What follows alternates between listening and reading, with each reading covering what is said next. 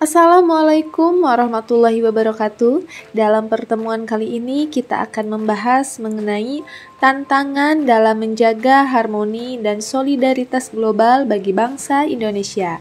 Seperti biasa, sebelum memulai pembelajaran jangan lupa untuk subscribe, like, and comment serta share video ini ya. Dan terima kasih banyak buat kamu yang sudah subscribe. Bagi kamu yang belum, mohon subscribe ya. Oke. Adapun peta konsep dalam bab 4 kali ini mengenai harmoni dan solidaritas global terdiri dari 3 submateri. Yang pertama, harmoni dan solidaritas global bagi bangsa Indonesia. Kedua, solidaritas global Indonesia dalam isu global. Ketiga, tantangan dalam menjaga harmoni dan solidaritas global bagi bangsa Indonesia. Dan yang akan kita bahas sekarang yaitu mengenai tantangan dalam menjaga harmoni dan solidaritas global bagi bangsa Indonesia.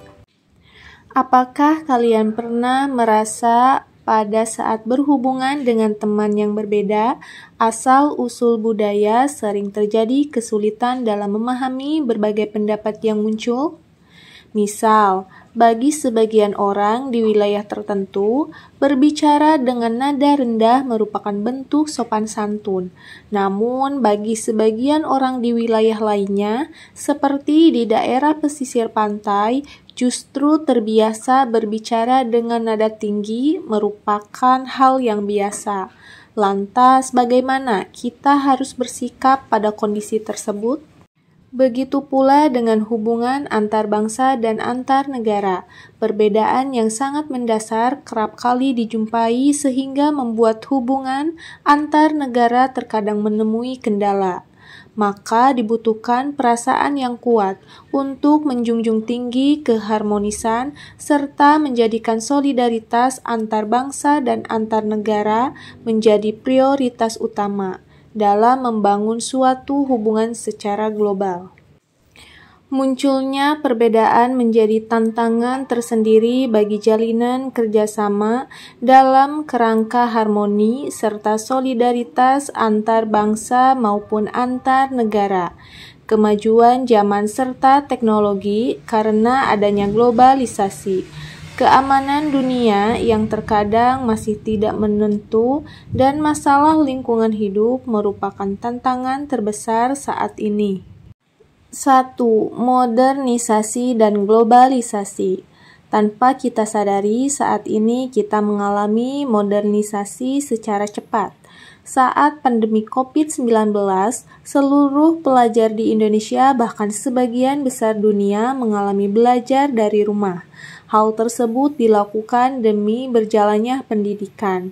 Meskipun terdapat kendala, tetapi ternyata pembelajaran dari rumah tetap dapat dilaksanakan dengan kemajuan teknologi akibat adanya modernisasi. Hal tersebut dikarenakan semakin canggih atau modernnya zaman, maka kita mengenal istilah modernisasi. Modernisasi sendiri merupakan proses menuju masa kini atau proses menuju masyarakat yang modern. Modernisasi dapat pula diartikan perubahan dari masyarakat tradisional ke masyarakat modern. Modernisasi juga dalam waktu tertentu akan memunculkan sebuah proses yang dinamakan globalisasi, yaitu proses penyatuan berbagai bentuk kelompok manusia menjadi satu wujud. Globalisasi tidak berkembang secara adil dan tidak berarti semua dampaknya menguntungkan atau baik. Bagi sebagian negara, globalisasi terkesan tidak menyenangkan karena globalisasi identik dengan westernisasi atau kebarat-baratan. Hal demikian tentu akan mengurangi sifat harmoni dan sulit untuk menciptakan perasaan senasib atau selaras yang merupakan ciri dari solidaritas global. Dengan demikian, bagi bangsa Indonesia, tantangan dalam menghadapi modernisasi serta globalisasi masih menjadi salah satu hal yang harus diperhatikan. Mengingat Indonesia dibangun atas dasar keharmonisan serta solidaritas bangsa Indonesia yang terdiri dari beragam suku, budaya, ras, antar golongan, serta gender. 2. Perdamaian. Semua manusia diciptakan oleh Tuhan Yang Maha Esa dengan banyak perbedaan. Namun, bukan berarti perbedaan tersebut tidak memiliki manfaat.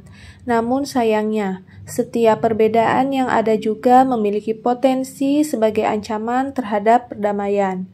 Adanya diskriminasi, munculnya gerakan terorisme, maupun konflik sosial lain merupakan pemandangan yang muncul di tengah kehidupan berbangsa dan bernegara, maupun dalam tingkat global.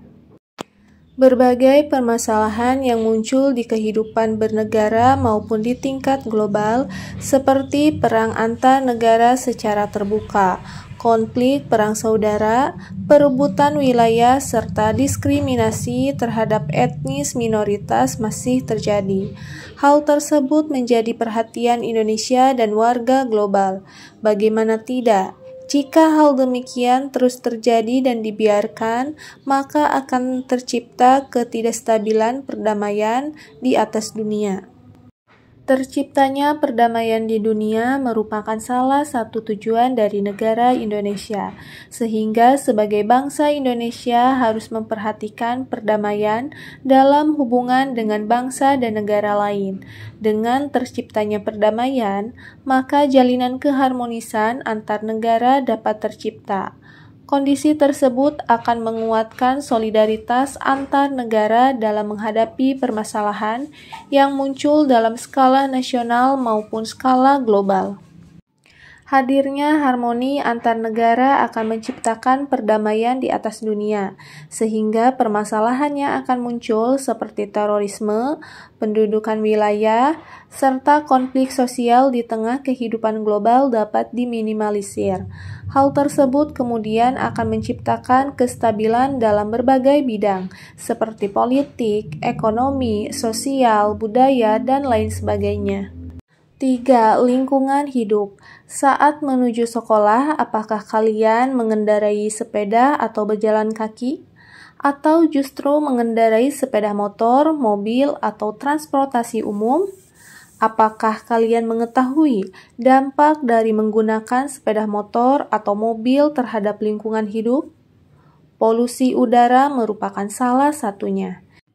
Secara tidak langsung, pola hidup manusia di zaman modern akan merugikan bagi lingkungan hidup, terlebih jika alam terlalu dieksploitasi tanpa ada inovasi teknologi yang ramah terhadap lingkungan. Dampak dari adanya eksploitasi berlebihan oleh manusia akan dirasakan kembali oleh manusia itu sendiri. Maka dari itu dibutuhkan komitmen besar antar negara dalam menjaga keseimbangan serta kelestarian lingkungan hidup agar tetap terjaga. Banyaknya negara yang saat ini belum memperdulikan lingkungan hidup membuat kondisi alam dapat rusak dan berdampak luas bagi seluruh dunia.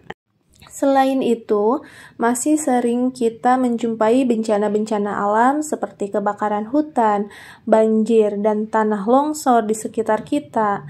Hal tersebut didasari bukan hanya karena kondisi alam yang semakin menua, tetapi ada faktor dari eksploitasi yang dilakukan oleh manusia. Kejadian-kejadian alam yang kita rasakan pada akhirnya tidak hanya mengurangi potensi alam saja, tetapi juga banyak menimbulkan korban jiwa. Dengan demikian, perlu didorong kesepakatan bersama antar negara demi terciptanya keseimbangan dalam lingkungan hidup agar kehidupan manusia dan ekosistem lainnya dapat terjaga dengan baik. Demikian pula dengan Indonesia sebagai negara kepulauan yang memiliki potensi alam yang melimpah ruah, harus dapat menjaga dengan baik komitmen untuk menjaga kelestarian lingkungan hidup.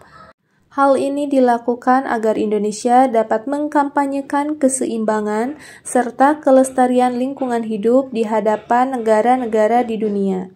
Mungkin itu ya untuk pertemuan kali ini. Mudah-mudahan apa yang telah disampaikan dapat bermanfaat. Sampai bertemu di video selanjutnya. Wassalamualaikum warahmatullahi wabarakatuh. Bye-bye.